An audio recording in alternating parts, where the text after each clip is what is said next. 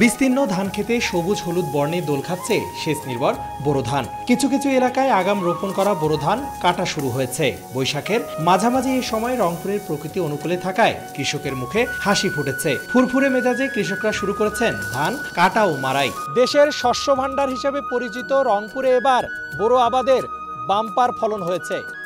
তবে তীব্র খরায় খরচের বোঝা বাড়ায় দাম নিয়ে শঙ্কায় চাষিরা।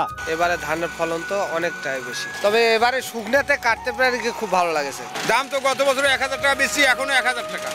লাভ কি? ঘুরি তো পানির দাম 150 টাকা, সারের দাম বাড়তি, কোন জায়গায় লাভ হয়? 1200 টাকা যেটা দিচ্ছে সেটা যদি আমরা 1000 টাকা বেচতেছি একটা রোদ দিয়ে, এইভাবে হইলে তবু পোষাইতো। এটা তো হচ্ছে না। সরকার তো নেবে একেবারে করি, একেবারে সবকিছু পরিষ্কার করি। খরচ তো ইনশাল্লাহ পানি খরচ অনেক পড়ছে। ধানের মধ্যে এবার পোকামাকড়ের বেশি কারণে আমাদের খরচটা বেশি হয়ে গেছে।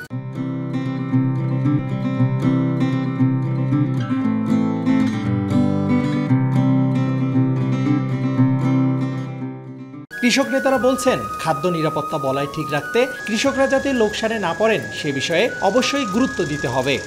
এখানে ডিজেলের যে মূল্য বৃদ্ধি, এই মূল্য বৃদ্ধির কারণে কিন্তু কৃষককে সেচ কাজে বাড়তি খরচ গুনতে হয়েছে। সেই জায়গায় আসলে কৃষক উৎপাদিত যে ধান সরকার নির্ধারিত মূল্যে বিক্রয় করলে এখানে কৃষকের উৎপাদন খরচই উঠবে না, লাভ তো অনেক পরের কথা। আমাদের পরামর্শ হচ্ছে 33% মূল্য সহায়তা দিয়ে কৃষকের কাছ থেকে যেন ধানটি ক্রয় করা হয়। এবার রংপুর অঞ্চলের বোরো ধানের উৎপাদন লক্ষ্যমাত্রা 5,07,835 হেক্টর থাকলেও তা ছাড়িয়েছে। ধানকে তাপের হাত থেকে রক্ষা করবার জন্য আপনারা অতিরিক্ত 2-3 ইঞ্চি পানি ধরে রাখবেন ধানের জমিতে। কৃষকরা কষ্ট করে হলেও সেটা চেষ্টা করেছে। কেজি প্রতি 2 টাকা ধানের মূল্য বৃদ্ধি করার মাধ্যমে সরকার কৃষকদের ন্যায্য মূল্য প্রাপ্তির নিশ্চয়তা বিধানের একটা পদক্ষেপ নিয়েছে। আমরা প্রত্যাশা করছি সেই পদক্ষেপ কৃষকদের জন্য অত্যন্ত অনুকূল হবে এবং কৃষকরা সবাই লাভবান হবে। রংপুর অঞ্চলের 5টি জেলার চাহিদা মিটিয়ে প্রায় 17 লাখ মেট্রিক টন চাল অতিরিক্ত থাকবে বলছে কৃষি বিভাগ। রিদওয়ান হিমেল, সময় সংবাদ, রংপুর।